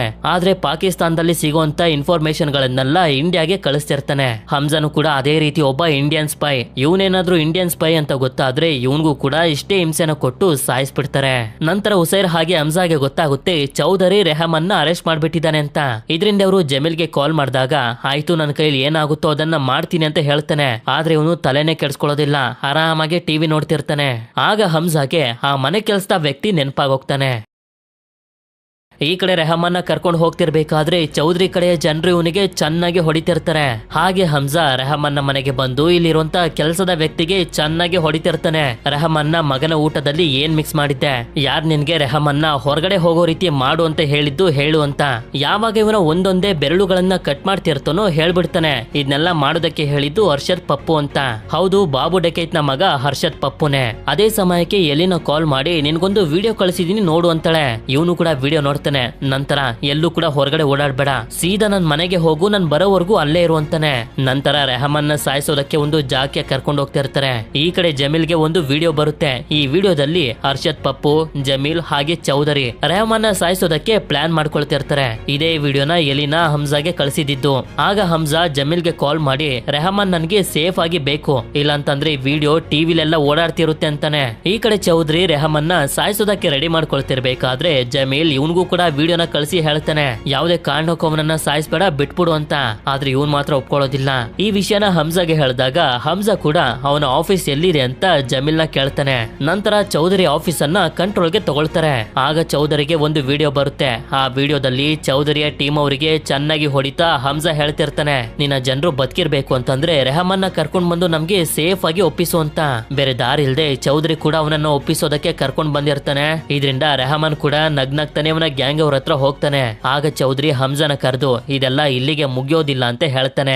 ನಂತರ ರೆಹಮಾನ್ ಸೇಫ್ ಆಗಿ ಬಂದಿರೋದ್ರಿಂದ ಎಲ್ಲರೂ ತುಂಬಾನೇ ಸಂತೋಷ ಪಡ್ತಿರ್ತಾರೆ. ರೆಹಮಾನ್ ಅಂತೂ ಹಮ್ಜಾ ಕೆಲಸದಿಂದ ತುಂಬಾ ಸಂತೋಷವಾಗಿರ್ತಾನೆ. ಆದ್ರೆ ಇಲ್ಲಿ ಹಮ್ಜಾ ಇವನನ್ನ ಸಾಯಿಸೋದಕ್ಕೆ ಜಮೀಲ್ ಇದ್ರಲ್ಲಿ ಇನ್ವಾಲ್ವ್ ಆಗಿದ್ದ ಅಂತ ಹೇಳೋದಿಲ್ಲ. ಬರೀ ಹರ್ಷದ್ ಪಪ್ಪು ಹಾಗೆ ಚೌಧರಿ ಮಾತ್ರ ಇನ್ವಾಲ್ವ್ ಆಗಿದ್ರು ಅಂತ ಹೇಳ್ತಾನೆ. ಇದಾದ್ಮೇಲೆ ಇವನು ಮನೆಗ್ ಬಂದಾಗ ಎಲಿನಾ ಇವನ್ಗೋಸ್ಕರ ಕಾಯ್ತಿರ್ತಾಳೆ. ಅಂದ್ರೆ ಇವರಿಬ್ರು ಜೊತೆಲೆ ಬದುಕೋದಕ್ಕೆ ಶುರು ಮಾಡ್ತಾರೆ. ನಂತರ ರೆಹಮಾನ್ ಇಕ್ಬಾಲ್ ನ ಮೀಟ್ ಮಾಡೋದಕ್ಕೆ ಬಂದಾಗ ಇಂಡಿಯನ್ ನ್ಯೂಸ್ ಚಾನೆಲ್ ಗಳಲ್ಲಿ ಹೇಳ್ತಿರ್ತಾರೆ, ಪಾಕಿಸ್ತಾನ್ಗೆ ಸೇರಿರುವಂತ ಒಂದಷ್ಟು ಹುಡುಗರು ಮುಂಬೈನ ಮೇಲೆ ಅಟ್ಯಾಕ್ ಮಾಡ್ಬಿಟ್ಟಿದ್ದಾರೆ ಅಂತ. ಅಂದಂಗೆ ಅಟ್ಯಾಕ್ ಮಾಡಿರುವಂತ ಹುಡುಗರು ಬೇರೆ ಯಾರು ಅಲ್ಲ, ಆಗ್ಲೇ ಹಮ್ಜಾ ಗನ್ನನ್ನು ಕೊಟ್ಟಿದ್ನಲ್ಲ ಸಣ್ಣ ಸಣ್ಣ ಹುಡುಗರು ಅವ್ರೇನೆ. ಇದರಿಂದ ಇವನಿಗೆ ಭಯ, ಬೇಜಾರು, ಶಾಕ್ ಹಾಗೆ ಪಶ್ಚಾತ್ತಾಪ ಎಲ್ಲ ಒಟ್ಟಿಗೆ ಆಗ್ತಿರುತ್ತೆ. ಆದ್ರೆ ಯಾರ ಮುಂದೆನೂ ಜಾಸ್ತಿ ತೋರಿಸ್ಕೊಳ್ತಿರೋದಿಲ್ಲ. ಅಂದಂಗೆ ಈ ಅಟ್ಯಾಕ್ ಮಾಡಿದ್ದು ಅಕ್ಟೋಬರ್ 3 ಬದಲಾಗಿ ನವೆಂಬರ್ 26. ಇದನ್ನೆಲ್ಲ ನೋಡಿ ಅಜಯ್ ಸನ್ಯಾಲ್ಗೂ ಕೂಡ ತುಂಬಾನೇ ದುಃಖ ಆಗೋಗುತ್ತೆ. ಇದರಿಂದ ಹಮ್ಜಾ ಅಲಾಮ್ ಹತ್ರ ಬಂದು ಕೇಳ್ತಿರ್ತಾನೆ, ನಾವು ಇನ್ಫಾರ್ಮೇಶನ್ ಕೊಟ್ಟಿದ್ವಲ್ಲ, ಆದ್ರೂ ಏನಕ್ಕೆ ಅವರು ತಡಿಲಿಲ್ಲ ಅಂತ. ನಾವು ಇನ್ಫಾರ್ಮೇಶನ್ ಕೊಟ್ಟಿದ್ದು ಅಕ್ಟೋಬರ್ 3, ನವೆಂಬರ್ 26 ಅಂತ ಇವನು ಹೇಳಿದಾಗ ಹಮ್ಜಾಗೆ ಇವನ್ ಮೇಲೆ ಇವನಿಗೆ ತುಂಬಾ ಕೋಪ ಬರ್ತಿರುತ್ತೆ. ಯಾಕೆಂತಂದ್ರೆ ಆ ಹುಡುಗರಿಗೆ ಗನ್ ಅನ್ನ ಇವನ ಕೈಯಾರೇನೆ ಕೊಟ್ಟಿದ್ದ. ಇದೇ ಕೋಪದಲ್ಲಿ ನಾನು ಅವ್ರೆಲ್ಲರನ್ನು ಸಾಯಿಸ್ಬಿಡ್ತೀನಿ ಅಂತ ಇವನು ಹೇಳ್ತಿದ್ರೆ ಆಗ ಅಲಾಮ್ ನಾವ್ ಯುದ್ಧನ ಗೆಲ್ಬೇಕು ಅಂತಂದ್ರೆ ತಾಳ್ಮೆಯಿಂದ ಒಂದೊಂದೇ ಹೆಜ್ಜೆನ ಇಡಬೇಕು ಅಂತ ಇವನಿಗೆ ಸಮಾಧಾನ ಮಾಡ್ತಾನೆ. ಹೇಳ್ಬೇಕು ಅಂತಂದ್ರೆ ಅಲಾಮ್ ಕೂಡ ಒಬ್ಬ ಇಂಡಿಯನ್ ಸ್ಪೈ. ಇದಾದ್ಮೇಲೆ ಇನ್ಫಾರ್ಮೇಶನ್ ಗಳಿರುವಂತ ಒಂದು ಬುಕ್ ಅನ್ನ ಇವನಿಗೆ ಕೊಡ್ತಾನೆ. ಅದನ್ನ ತಗೊಂಡು ಇವನು ಮನೆಗ್ ಬಂದ್ರೆ ಎಲಿನಾ ತುಂಬಾ ಕೋಪ ಮಾಡ್ಕೊಂಡಿರ್ತಾಳೆ. ನೆನ್ನೆ ಎಲ್ಲ ಎಲ್ಲಿಗೆ ಹೋಗಿದ್ದೆ, ನಿನ್ಗೋಸ್ಕರ ನಾನು ಎಷ್ಟೊತ್ವರೆಗೂ ಕಾಯ್ತಿದ್ದೆ ಅಂತ. ಆಗ ಇವನು ಕೂಡ ಕೋಪದಿಂದನೆ ನಾನು ಇಡೀ ಲ್ಯಾರಿ ಟೌನ್ಗೆ ಕಿಂಗ್ ಆಗ್ಬೇಕು, ನಿನ್ಗೆ ನನ್ ಜೊತೆ ಇರೋದಕ್ಕೆ ಇಷ್ಟ ಇತ್ತು ಅಂತಂದ್ರೆ ನನ್ನ ಯಾವುದೇ ತರದ ಪ್ರಶ್ನೆ ಕೇಳಬಾರ್ದು, ಆಗೋದಿಲ್ಲ ಅಂತಂದ್ರೆ ಇಲ್ಲಿಂದ ಹೊಟ್ಟೋಗು ಅಂತ. ಆದ್ರೆ ಇವಳು ಇವನ್ ಜೊತೆನೆ ಇರ್ಬೇಕು ಅಂತ ಡಿಸೈಡ್ ಮಾಡ್ತಾಳೆ. ನಂತರ ಸೀನ್ 2009ಕ್ಕೆ ಶಿಫ್ಟ್ ಆದಾಗ ಪಾಕಿಸ್ತಾನದ ಪ್ರೆಸಿಡೆಂಟ್ ಇವನ PAP ಪಾರ್ಟಿ ಲ್ಯಾರಿ ಟೌನ್ ನಲ್ಲಿ ಎಲೆಕ್ಷನ್ ಗೆದ್ದಿರೋದ್ರಿಂದ ಸ್ಪೀಚ್ ಅನ್ನ ಕೊಡ್ತಿರ್ತಾನೆ. ಇದ್ರ ಜೊತೆಗೇನೆ ಮುಂದಿನ ವರ್ಷದಿಂದ ಲ್ಯಾರಿ ಟೌನ್ ನಲ್ಲಿ ಜಮೀಲ್ ನ ಬದಲು ರೆಹಮಾನ್ ಎಲೆಕ್ಷನ್ ಗೆ ನಿಂತ್ಕೊಳ್ತಾನೆ ಅಂತಾನು ಕೂಡ ಇಂಟ್ರೊಡ್ಯೂಸ್ ಮಾಡ್ತಾನೆ. ಇದನ್ನ ಕೇಳಿ ಜಮೀಲ್ಗೆ ಸ್ವಲ್ಪನೂ ಇಷ್ಟ ಆಗೋದಿಲ್ಲ. ಜಮೀಲ್ ಕೋಪ ಮಾಡ್ಕೊಂಡಿರೋದನ್ನ ಹಮ್ಜಾ ಕೂಡ ನೋಡ್ತಾನೆ. ಈ ರೀತಿ ರೆಹಮಾನ್ ಎಲೆಕ್ಷನ್ ಗೆ ನಿಂತಿರೋದು ಚೌಧರಿಗಂತೂ ಇನ್ನೂ ಇಷ್ಟ ಇರೋದಿಲ್ಲ. ಇದಾದ್ಮೇಲೆ ಮನೆಗ್ ಬಂದಾಗ ಎಲಿನಾಗೂ ಕೂಡ ಗೊತ್ತಾಗಿರುತ್ತೆ ಇವಳ ತಂದೆ ಪವರ್ ಇಂದ ಕೆಳಗಡೆ ಇಳಿತಿದ್ದಾನೆ ಅಂತ. ಅದ್ರ ಬಗ್ಗೆ ಇವಳಿಗೆ ಜಾಸ್ತಿ ಏನು ಟೆನ್ಷನ್ ಇರೋದಿಲ್ಲ. ಆದ್ರೆ ಹಮ್ಜಾ ಮಾತ್ರ ನಾಳೆ ನಿನ್ ತಂದೆನ ಮನೆ ಕರಿ ನಾನ್ ಮಾತಾಡ್ಬೇಕು ಅಂತಾನೆ. ಜಮೀಲ್ ಕೂಡ ಮಾರನೇ ದಿನ ಇವ್ರ ಮನೆಗೇನೋ ಬಂದಿರ್ತಾನೆ. ಆದ್ರೆ ಹಮ್ಜಾ ಮೇಲೆ ತುಂಬಾ ಕೋಪ ಮಾಡ್ಕೊಂಡಿರ್ತಾನೆ. ಅವತ್ ಇವನು ಮಧ್ಯ ಬರ್ದೇ ಇದ್ದಿದ್ರೆ ಇವತ್ತು ರೆಹಮಾನ್ ಸಾಯ್ತಿದ್ದ, ಇಷ್ಟೆಲ್ಲ ಆಗ್ತಾನೆ ಇರ್ಲಿಲ್ಲ ಅಂತ. ಆಗ ಹಮ್ಜಾ ಕೂಡ ಹೇಳ್ತಾ ಹೋಗ್ತಾನೆ, ನೀವು ಪವರ್ ನಲ್ಲಿ ಇರೋದಕ್ಕೆ ಒಂದ್ಸಲ ರೆಹಮಾನ್ ನ ಸಹಾಯ ತಗೊಳ್ತೀರಾ, ಒಂದ್ಸಲ ಚೌಧರಿ ಸಹಾಯನ ತಗೊಳ್ತೀರಾ. ಅವರು ನಿಮ್ಗೆ ಯಾವಾಗ ಬೇಕಾದ್ರೂ ಮೋಸ ಮಾಡಬಹುದು. ಅಕಸ್ಮಾತ್ ಲ್ಯಾರಿ ಟೌನ್ ಅನ್ನ ಆಳುವಂತ ಕಿಂಗ್ ನಿಮ್ ಜೊತೆ ಇದ್ರೆ ನಿಮ್ಮವನಾಗಿದ್ರೆ ಹೇಗಿರುತ್ತೆ ಅಂತ. ಇಲ್ಲಿ ಹಮ್ಜಾ ಏನ್ ಹೇಳ್ತಿರೋದು ಅಂತಂದ್ರೆ ರೆಹಮಾನ್ ನ ಸಾಯಿಸೋದಕ್ಕೆ ಇವನು ಜಮೀಲ್ಗೆ ಸಹಾಯ ಮಾಡ್ತಾನೆ. ಆದ್ರೆ ಅದಾದ್ಮೇಲೆ ರೆಹಮಾನ್ ನ ಬದಲು ಲ್ಯಾರಿ ಟೌನ್ ಗೆ ಇವನ್ ಕಿಂಗ್ ಆಗ್ಬೇಕು. ಅದಾದ್ಮೇಲೆ ಇವನು ಜಮೀಲ್ ಮಗಳು ಎಲಿನಾನ ಮದ್ವೆ ಆದ್ರೆ ಇವನು ಜಮೀಲ್ಗೆ ಅಳಿಯ ಆಗ್ತಾನೆ. ಇವರಿಬ್ರು ಪಾರ್ಟ್ನರ್ ಆಗಿ ಲ್ಯಾರಿ ಟೌನ್ ಅನ್ನ ಆಳ್ಬಹುದು ಅಂತ. ಇವನಿಗೆ ನಂಬಿಕೆ ಬರ್ಸೋದಕ್ಕೆ ಹಮ್ಜಾ ಆ ವಿಡಿಯೋ ಕೂಡ ಡಿಲೀಟ್ ಮಾಡ್ಬಿಡ್ತಾನೆ. ಇದರಿಂದ ಜಮೀಲ್ ಇದೆಲ್ಲದಕ್ಕೂ ಒಪ್ಕೊಂಡು ಇವರಿಬ್ರು ಮದ್ವೆ ಆಗೋದಕ್ಕೂ ಕೂಡ ಸರಿ ಅಂತ ಹೇಳ್ತಾನೆ. ಹೇಳ್ತಾನೆ. ಮುಂದಿನ ಸೀನ್ ನಲ್ಲಿ ಹಮ್ಜಾ ಹಾಗೆ ಎಲಿನ ಮದ್ವೆಗೆ ರೆಹಮಾನ್ ಡಕೇತ್, ಮೇಜರ್ ಇಕ್ಬಾಲ್, ಇಲ್ಲಿವರೆಗೂ ನಾವ್ ಯಾರ್ಯಾರನ್ನ ನೋಡಿದೀವೋ ಅವರೆಲ್ಲರೂ ಬಂದಿರ್ತಾರೆ. ಆಗ ಮೇಜರ್ ಇಕ್ಬಾಲ್ ರೆಹಮಾನ್ಗೆ ಹೇಳ್ತಿರ್ತಾನೆ, ಮುಂಬೈನ ಮೇಲೆ ಮಾಡಿದ ರೀತಿನೇ ನಾವು ಪಂಜಾಬ್ನ ಮೇಲೂ ಕೂಡ ಅಟ್ಯಾಕ್ ಮಾಡ್ಬೇಕು ಅಂತ ಅನ್ಕೊಂಡಿದೀವಿ, ಅದಕ್ಕೆ ಗನ್ಸ್ ಗಳು ಬೇಕು ಅಂತ. ಆದ್ರಿಂದ ರೆಹಮಾನ್, ನಾವ್ ಯಾವತ್ತೂ ಫ್ರೀ ಇದೀವಿ ಅಂತ ಉಸೈರ್ನ ಕೇಳಿದಾಗ ಇವನಂತೂ ತುಂಬಾ ಕುಡಿದ್ಬಿಟ್ಟಿರ್ತಾನೆ, ಬುಕ್ ನ ಕೆಳಗಡೆ ಬಿಳಿಸ್ಬಿಡ್ತಾನೆ. ಅದಕ್ಕೆ ನಾನೇ ನೋಡ್ತೀನಿ ಅಂತ ಹಮ್ಜಾ ಬುಕ್ ಅನ್ನ ಎತ್ಕೊಂಡು ನೋಡಿದಾಗ 9ನೇ ತಾರೀಕು ಒಂದು ಫಂಕ್ಷನ್ ಇದೆ ಅಂತ ಬರ್ದಿರುತ್ತೆ. ಆದ್ರೂ ಕೂಡ ಇವನು ನಾವು 9ನೇ ತಾರೀಕು ಫ್ರೀ ಆಗಿರ್ತೀವಿ, ಅವತ್ತು ಗನ್ ಗಳನ್ನ ಡಿಲಿವರ್ ಮಾಡಬಹುದು ಅಂತ ಹೇಳ್ತಾನೆ.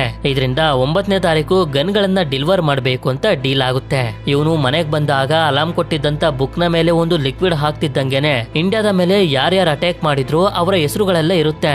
ಇದರಲ್ಲಿ ಇವನು ರೆಹಮಾನ್ ನ ಹೆಸರನ್ನು ಕೂಡ ಬರೀತಾನೆ. ಮುಂದಿನ ಸೀನ್ ನಲ್ಲಿ ಇವನು ಬಲೂಚಿಸ್ತಾನ್ಗೆ ಬಂದು ಇಲ್ಲಿರುವಂತ ಲೀಡರ್ಗೆ ರೆಹಮಾನ್ ಡಕೈತ್ ಅವರು ಹೇಳಿದರೆ 9ನೇ ತಾರೀಕು ಗನ್ ಗಳನ್ನ ಡಿಲಿವರ್ ಮಾಡ್ಬೇಕಂತೆ ಅಂತ ಹೇಳ್ತಾನೆ. ಇಲ್ಲಿ ಇವನಿಗೆ ಇನ್ನೊಂದು ವಿಷಯ ಗೊತ್ತಾಗುತ್ತೆ. ಪಾಕಿಸ್ತಾನ್ ಗವರ್ನಮೆಂಟ್ ನ ISI ಗ್ರೂಪ್ ನವರು ನೀರಿನಲ್ಲಿ ವಿಷನ ಮಿಕ್ಸ್ ಮಾಡಿ ಬಲೂಚಿಸ್ತಾನದ 63 ಮಕ್ಕಳನ್ನ ಸಾಯಿಸ್ಬಿಟ್ಟಿದ್ದಾರೆ ಅಂತ. ನಂತರ ಸೀನ್ 9 ಆಗಸ್ಟ್ಗೆ ಶಿಫ್ಟ್ ಆದಾಗ ರೆಹಮಾನ್ ಆ ಫಂಕ್ಷನ್ ನ ಅಟೆಂಡ್ ಮಾಡೋದಕ್ಕೆ ಅಂತ ಬಂದಿರ್ತಾನೆ. ಆಗ ಬಲೂಚಿಸ್ತಾನದಿಂದ ಕಾಲ್ ಬರುತ್ತೆ, ಆದ್ರೆ ಹಮ್ಜಾ ಎತ್ತೋದಿಲ್ಲ.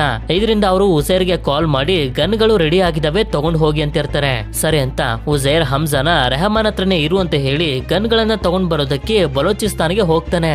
ಇದಾದ್ಮೇಲೆ ಹಮ್ಜಾ ರೆಹಮಾನ್ ನ ಮನೆ ಕರ್ಕೊಂಡು ಹೋಗ್ತಿರ್ಬೇಕಾದ್ರೆ ಕಾರ್ ನ ಮುಂದೆ ಒಬ್ಬ ಗಾರ್ಡ್ ಇರ್ತಾನೆ. ಆದ್ರಿಂದ ಅವ್ರಿಗೆ ಗೊತ್ತಿಲ್ಲದ ರೀತಿ ದಾರಿನೇ ಚೇಂಜ್ ಮಾಡ್ಬಿಡ್ತಾನೆ. ಆಗ ನಮ್ಗೆ ಗೊತ್ತಾಗುತ್ತೆ ಜಮೀಲ್ ಮತ್ತೆ ಹಮ್ಜಾ ರೆಹಮಾನ್ ನ ಸಾಯಿಸೋದಕ್ಕೆ ಪ್ಲಾನ್ ಮಾಡ್ಕೊಂಡಿದ್ದಾರೆ ಅಂತ. ನಂತರ ರೆಹಮಾನ್ಗೆ ಇಚ್ಛೆ ಆಗಿ ಈ ರೋಡಲ್ಲಿ ಏನಕ್ಕೆ ಬರ್ತಿದ್ಯ ಅಂತ ಕೇಳಿದಾಗ ಅಲ್ಲೆಲ್ಲ ಟ್ರಾಫಿಕ್ ಇತ್ತು ಅಂತ ಹೇಳಿ ಇವನು ಸುಮ್ನಾಗ್ತಾನೆ. ಆದ್ರೆ ರೆಹಮಾನ್ ಮಾತ್ರ ಡೌಟ್ ಬಂದು ರೇಸರ್ ನ ರೆಡಿ ಮಾಡ್ಕೊಳ್ತಿರ್ತಾನೆ. ನಂತರ ನಮ್ಗೆ ಗೊತ್ತಾಗುತ್ತೆ ಜಮೀಲ್ ಮತ್ತೆ ಹಮ್ಜಾ ಜೊತೆಗೆ ಚೌಧರಿನೂ ಕೂಡ ಸೇರ್ಕೊಂಡಿದ್ದಾನೆ. ಆದ್ರಿಂದ ಹಮ್ಜಾ ಬರ್ತಿರುವಂತ ದಾರಿಲಿ ಮೊದ್ಲಿಂದಾನೇ ಅವನು ಕಾಯ್ತಾ ನಿಂತಿರ್ತಾನೆ. ನಂತರ ರೆಹಮಾನ್ ಕಾರನ್ನ ನಿಲ್ಸು ಅಂತ ಅಟ್ಯಾಕ್ ಮಾಡ್ಬಿಡ್ತಾನೆ. ಈ ಕಾರ್ ನಲ್ಲಿ ರೆಹಮಾನ್ ಕಡೆ ಇನ್ನೂ ಕೂಡ ಇಬ್ರು ವ್ಯಕ್ತಿಗಳು ಇರ್ತಾರೆ. ಹಮ್ಜಾ ಇವ್ರು 3 ಜನರ ಜೊತೆ ಫೈಟ್ ಮಾಡ್ತಿರ್ಬೇಕಾದ್ರೆ ಕಾರಿಗೆ ಒಂದು ದೊಡ್ಡ ಆಕ್ಸಿಡೆಂಟ್ ಆಗೋಗುತ್ತೆ. ಅದಕ್ಕೆ ಕಾರನ್ನ ಇಳಿದು ಹಮ್ಜಾ ಕಾಡಿನ ಒಳಗಡೆ ಹೋಗ್ತಾನೆ. ರೆಹಮಾನ್ ಕೂಡ ಅವನ ಹಿಂದೆ ಒಬ್ಬ ವ್ಯಕ್ತಿನ ಕಳಿಸ್ತಾನೆ ಅವನನ್ನ ಸಾಯಿಸೋದಕ್ಕೆ ಅಂತ. ಅದೇ ಸಮಯಕ್ಕೆ ಚೌಧರಿ ಅವನ ಟೀಮ್ ಅವರನ್ನ ಕರ್ಕೊಂಡು ಬಂದು ರೆಹಮಾನ್ ಮೇಲೆ ಅಟ್ಯಾಕ್ ಮಾಡೋದಕ್ಕೆ ಶುರು ಮಾಡ್ತಾನೆ. ಹೀಗೆ ರೆಹಮಾನ್ ಹಾಗೆ ಚೌಧರಿ ಟೀಮ್ ನ ಮಧ್ಯೆ ದೊಡ್ಡ ಫೈಟ್ ನಡೀತಿರ್ಬೇಕಾದ್ರೆ ರೆಹಮಾನ್ ಕಾಡಿನ ಒಳಗಡೆ ಓಡೋಗ್ತಿರೋದನ್ನ ನೋಡಿ ಚೌಧರಿ ಕೂಡ ಅವನನ್ನ ಫಾಲೋ ಮಾಡ್ತಿರ್ತಾನೆ. ಇನ್ನೊಂದ್ ಕಡೆ ರೆಹಮಾನ್ ಕಳಿಸಿದಂತ ವ್ಯಕ್ತಿನ ಹಮ್ಜಾ ಚೆನ್ನಾಗಿ ಹೊಡೆದು ಸಾಯಿಸ್ಬಿಡ್ತಾನೆ. ಈ ಕಡೆ ರೆಹಮಾನ್ ಮತ್ತೆ ಚೌಧರಿ ಇಬ್ರು ಕೂಡ ಫೈಟ್ ಮಾಡ್ತಿರ್ಬೇಕಾದ್ರೆ ಇನ್ನೇನು ರೆಹಮಾನ್ ಇವನನ್ನ ಸಾಯಿಸ್ಬೇಕು ಅಂತ ಅನ್ಕೊಳ್ಳೋಷ್ಟ್ರಲ್ಲಿ ಆಗ ಸಡನ್ ಆಗಿ ಹಮ್ಜಾ ಬಂದು ಇವನಿಗೆ ಚೆನ್ನಾಗಿ ಹೊಡೆಯೋದಕ್ಕೆ ಶುರು ಮಾಡ್ತಾನೆ. ಹೀಗೆ ಹೊಡಿತಾ ಹೊಡಿತಾ ಇವನಿಗೆ ಶೂಟ್ ಕೂಡ ಮಾಡ್ತಾರೆ. ಆದ್ರೆ ಪೂರ್ತಿಯಾಗಿ ಸಾಯಿಸೋದಕ್ಕೆ ಹೋಗೋದಿಲ್ಲ. ಆದ್ರಿಂದ ಹಮ್ಜಾ ಇವನ್ ಮೇಲೆ ಯಾರಿಗೂ ಡೌಟ್ ಬರಬಾರ್ದು ಅಂತ ರೆಹಮಾನ್ ಎತ್ಕೊಂಡು ಹಾಸ್ಪಿಟಲ್ಗೆ ಹೋಗ್ತಿರ್ಬೇಕಾದ್ರೆ ಉಸೈರ್ಗೂ ಕೂಡ ಹೇಳ್ತಾನೆ ಅಟ್ಯಾಕ್ ಆಗೋಗಿದೆ, ಬೇಗ ಬಾ ಅಂತ. ಆದ್ರೆ ಹಾಸ್ಪಿಟಲ್ಗೆ ಬಂದು ತಲುಪೋಷ್ಟ್ರಲ್ಲಿ ರೆಹಮಾನ್ ಸತ್ತೋಗಿರ್ತಾನೆ. ಈ ವಿಷಯ ಎಲ್ಲರಿಗೂ ಗೊತ್ತಾಗುತ್ತೆ, ಹಾಗೆ ಟಿವಿಲೂ ಕೂಡ ಬರ್ತಿರುತ್ತೆ. ಇದಾದ್ಮೇಲೆ ಇವನು ಗಾಯಗೊಂಡಿರುವಂತ ಸ್ಥಿತಿಲೇ ಮನೆಗೆ ಬರ್ತಾನೆ. ಆದ್ರೆ ಎಲಿನಾದ್ರ ಬಗ್ಗೆ ಏನು ಇವನನ್ನ ಕೇಳೋದಕ್ಕೆ ಹೋಗೋದಿಲ್ಲ.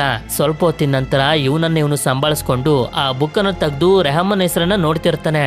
ಆಗ ನಮ್ಗೆ ಗೊತ್ತಾಗುತ್ತೆ ಹಮ್ಜಾನ ಸ್ಪೈನ ರೀತಿ ರೆಡಿ ಮಾಡಿ ಪಾಕಿಸ್ತಾನ್ಗೆ ಕಳಿಸಿರೋದು ಬೇರೆ ಯಾರು ಅಲ್ಲ, ಅಜಯ್ ಸನ್ಯಾಲ್. ಅಷ್ಟೇ ಅಲ್ಲದೆ ಹಮ್ಜಾನ ನಿಜವಾದ ಹೆಸರು ಜಸ್ಕಿರತ್ ಸಿಂಗ್ ರಂಗಿ ಅಂತ.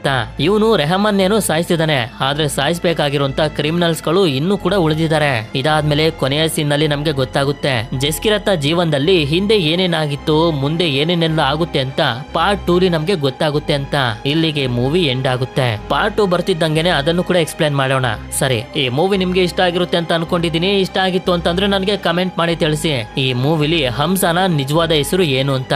ಹಾಗೆ ವಿಡಿಯೋ ಇಷ್ಟ ಆಗಿತ್ತು ಅಂತಂದ್ರೆ ಲೈಕ್ ಮಾಡಿ. ಸರಿ, ಸಿಗೋಣ ಮತ್ತೊಂದು ಅಮೇಜಿಂಗ್ ಆಗಿರುವಂತ ವಿಡಿಯೋದಲ್ಲಿ. Until then stay tune mystery minds.